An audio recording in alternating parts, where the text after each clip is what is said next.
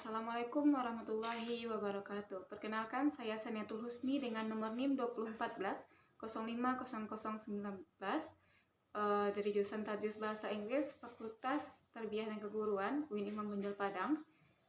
Baiklah, pada kesempatan kali ini di UTS mata kuliah ILTA, saya mengambil judul materi yang akan saya bahas yaitu mengenai teknik tes dan non-tes sebagai alat evaluasi belajar.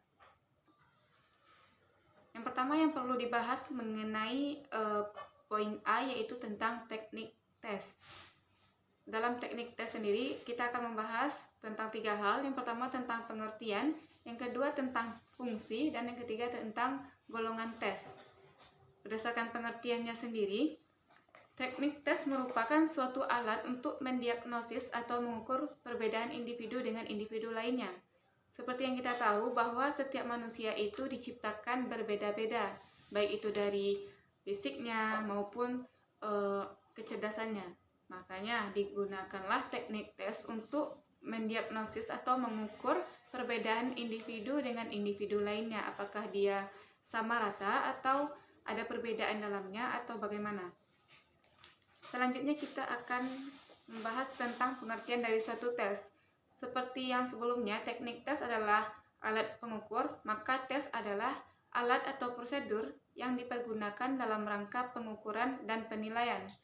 Nah, dalam mengukur perbedaan tadi digunakanlah suatu alat yang dinamakan dengan tes. Misalkan digunakan tes ujian lisan ataupun tulis dan sebagainya untuk mengetahui sejauh mana perbedaan kecerdasan dari individu yang satu dengan individu yang lainnya. Lanjut ke poin nomor 2 yaitu tentang fungsi. Nah, dalam fungsi tes itu sendiri ada 2, yaitu untuk mengukur peserta didik. Maksudnya di sini adalah seperti yang dibahas sebelumnya, mengukur peserta didik ini mengukur sejauh mana pencapaian peserta didik tersebut atau sejauh mana pengetahuan yang sudah dia dapatkan. Misalkan dalam suatu ujian UTS, maka dilakukan suatu tes untuk mengukur tingkat pengetahuan peserta didik, baik itu berjenis tes tulis, lisan, maupun yang lainnya. Nah, yang kedua itu untuk mengukur keberhasilan program pengajaran.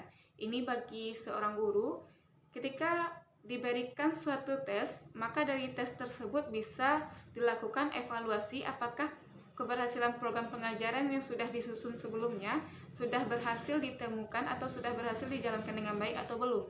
Maka itulah fungsi dari tes tadi, digunakan tes untuk mengukur keberhasilan program pengajaran.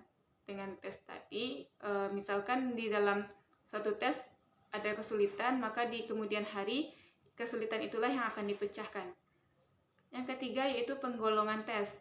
Nah, di sini ada 3 jenis penggolongan tes. Yang pertama yaitu berdasarkan fungsinya sebagai alat pengukur perkembangan belajar peserta didik. Yang kedua berdasarkan aspek psikis yang ingin diungkap. Dan yang ketiga ada banyak penggolongan lain-lain.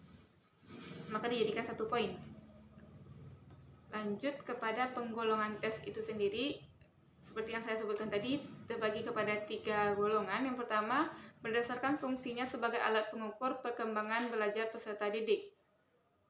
Nah, sebagaimana pengertian dari tes itu sendiri, tes adalah untuk mengukur sejauh mana pencapaian yang sudah didapatkan oleh peserta didik. Ada beberapa contoh tes yang bisa digunakan sebagai alat pengukur perkembangan belajar peserta didik. Yang pertama yaitu tes seleksi, yang mana tes seleksi ini merupakan tes atau ujian saringan atau ujian masuk. Contoh, seseorang ingin memasuki SMA, maka akan dilakukan ujian saringan untuk menentukan apakah dia layak atau tidak untuk sekolah di sekolah tersebut. Contohnya ada ujian masuk cendekia dan sebagainya. Ataupun ada ujian UMPTKIN untuk memasuki atau untuk mendaftar sebagai mahasiswa di suatu UIN. Yang kedua yaitu tes awal atau pre-test. Nah, tes ini sendiri adalah tes yang diberikan sebelum bahan pelajaran diberikan. Maksudnya adalah ketika seorang guru memasuki kelas pada pelajaran bab baru, akan dilakukan pretest sejauh mana ia mengetahui bab tersebut. Misalkan tentang pelajaran simple present tense. Kemungkinan di sebelum atau di pelajaran sebelumnya siswa ini sudah pernah membahas tentang simple present tense. Maka dilakukan pretest sejauh mana pengetahuan yang sudah didapatkan oleh siswa tersebut untuk bisa ditindaklanjuti. Misalkan dia sudah mengetahui setidaknya hanya sekedar tahu rumusnya saja, tetapi belum bisa merangkainya, maka bisa dilakukan tindak lanjut setelahnya. Atau memang murid tersebut tidak tahu sedikit pun tentang bab tersebut, maka beda lagi tindakan yang akan diambil. Yang ketiga yaitu tes akhir atau post test. Beda dengan tes awal tadi, maka post test ini adalah tes yang diberikan setelah memberikan pelajaran kepada siswa. Contohnya, setelah di akhir pembahasan pelajaran, maka dilakukan seperti kuis untuk menentukan apakah siswanya memahami dari pelajaran tersebut atau belum.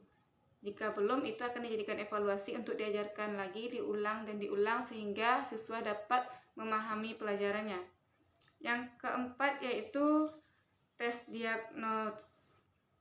diagnostik atau disebut juga dengan menentukan jenis kesukaran yang dihadapi peserta.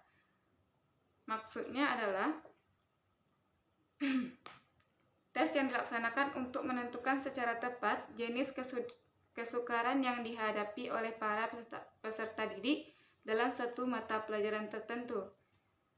Nah, misalnya, dalam pelajaran tersebut ada beberapa poin yang dirasa sulit bagi siswa untuk memahaminya.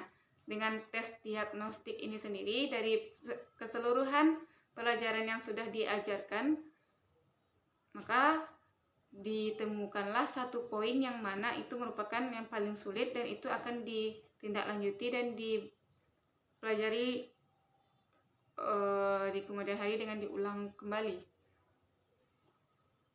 Tes diagnostik juga bertujuan ingin menemukan jawab atas pertanyaan apakah peserta didik sudah dapat menguasai pengetahuan yang merupakan dasar atau landasan untuk dapat menerima pengetahuan selanjutnya. Nah, itulah tujuan dari tes diagnostik itu sendiri. Yang kelima yaitu tes formatif atau menentukan sejauh mana terbentuknya pengetahuan siswa terhadap suatu pokok bahasan atau dikenal juga dengan UH per bab. Formatif sendiri memiliki arti bentuk. Makanya setiap selesai mempelajari sesuatu, maka guru akan melakukan tes harian atau ulangan harian setelah 1 minggu atau 2 kali pertemuan. Yang terakhir yaitu tes sumatif atau tes yang hasilnya digunakan untuk mengisi rapor atau ijazah. Nah, kita juga mengenal ini sebagai ujian akhir. Misalkan ujian kenaikan kelas setelah semua mata pelajaran telah selesai dilaksanakan atau dipelajari, maka terakhir untuk menentukan nilai pada rapor dilakukanlah tes sumatif. Yang kedua yaitu penggolongan tes berdasarkan aspek psikis yang ingin diungkap. Nah, aspek psikis ini berhubungan dengan kemampuan pada otak, yang mana ada beberapa poin, yaitu 5 poin. Yang pertama, tes intelijensi atau intelligency test. Ini merupakan tes untuk mengukur kecerdasan siswa. Yang kedua, tes kemampuan atau aptitude test. Tes yang merupakan untuk mengetahui sejauh mana kemampuan siswa dalam memahami pembelajaran. Dan yang ketiga, tes sikap atau attitude test. Setelah pelajaran diberikan, apakah attitude-nya berubah atau tidak. Yang keempat, tes kepribadian atau personality test. Yang kelima, tes hasil belajar atau achievement test atau tes pencapaian. Yang ketiga yaitu penggolongan lain-lain. Dalam penggolongan lain-lain ini ada 4 poin. Yang pertama, dilihat dari segi kuantitas peserta.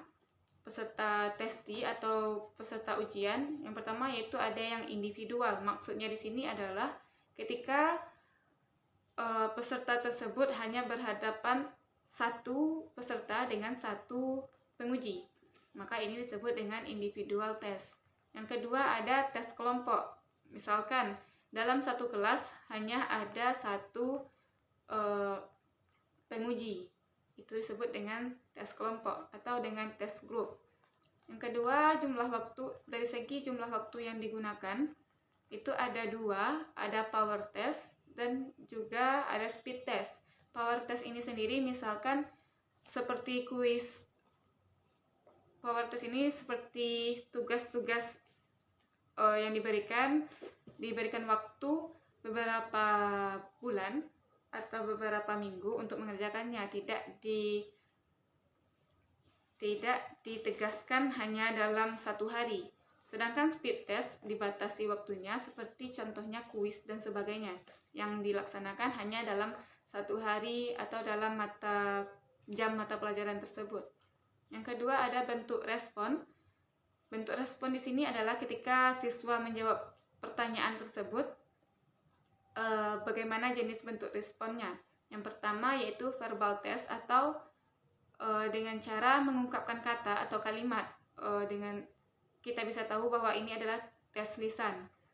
Nah, yang kedua ada tes nonverbal atau dari tindakan. Misalkan suatu pertanyaan meminta gerakan dari siswa tersebut, maka ini disebut dengan nonverbal test. Yang terakhir yaitu cara menyelesaikan tes. Seperti sebelumnya, ada dua jenis cara menyelesaikan tes. Yang pertama ada tes tertulis dan tes lisan. Tes tertulis yang kita ketahui seperti biasanya ujian akhir madrasah, itu ada diberikan kertas pertanyaan dan juga diberikan kertas jawaban, yang mana jawaban tersebut dituliskan pada kertas jawaban masing-masing siswa. Ada juga yang berbentuk pertanyaan esai. Keseluruhan dari pertanyaan ataupun jawaban yang ditulis di dalam sebuah kertas itu dinamakan dengan tes tertulis. Sedangkan tes yang menggunakan tes wawancara atau interview yang membutuhkan jawaban secara lisan itu digolongkan kepada tes lisan, atau respon secara langsung seperti menjawab pertanyaan singkat. Contohnya seperti ujian kompre, itu diberikan pertanyaan dan dijawab secara langsung di waktu yang singkat. Nah, poin berikutnya yaitu tentang teknik non-test. Ada beberapa non-test yang dilakukan dalam mendapatkan suatu data. Yang pertama yaitu teknik non-test pengamatan atau observasi. Artinya, observasi merupakan cara menghimpun data yang dilakukan dengan mengadakan pengamatan dan pencatatan secara sistematis terhadap fenomena-fenomena yang sedang dijadikan sasaran pengamatan. Nah, dalam observasi ini sendiri setelah dilihat lalu dicatat apapun yang menjadikan informasi dari suatu data.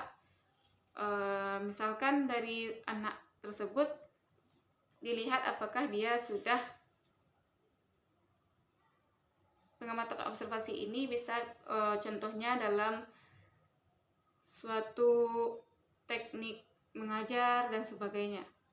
Yang kedua ada wawancara atau interview, yaitu cara menghimpun data yang dilaksanakan dengan melakukan tanya jawab lisan secara sepihak.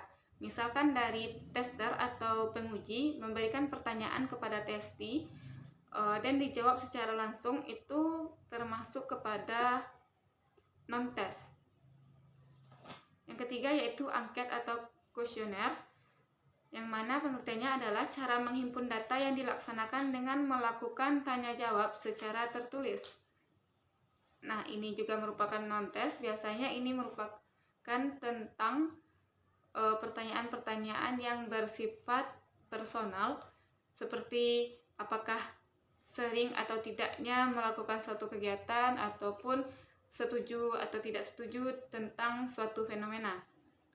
Yang terakhir yaitu pemeriksaan dokumen atau documentary analysis, yaitu cara menghimpun data yang dilaksanakan dengan cara mengumpulkan informasi-informasi pribadi yang diisi dalam bentuk dokumen blanko ataupun formulir yang kemudian hari diperlukan untuk evaluasi hasil belajar peserta didik. Misalkan dalam formulir atau blanko yang diisikan saat peserta didik masuk ke sebuah sekolah saat awal ajaran baru, dia akan mengisi beberapa blanko atau formulir di mana itu isinya adalah apakah dia mempunyai alergi atau tidak, apakah dia mempunyai trauma, apakah dia mempunyai suatu hal yang tidak disukai, atau dia memiliki suatu hal yang membuat menarik. Nah, dari beberapa informasi personal ini bisa menjadi pengaruh terhadap capaian belajar siswa ataupun cara belajar siswa. Misalkan anaknya suka belajar dengan kondisi yang tenang, maka ini juga merupakan evaluasi bagi para pendidik agar menjadikan suasana kelas itu tenang atau sebagainya. Nah, mungkin itu yang dapat saya sampaikan. Salah dan maafnya saya mohon maaf. Wabillahi taufiq wal hidayah. Assalamualaikum warahmatullahi wabarakatuh.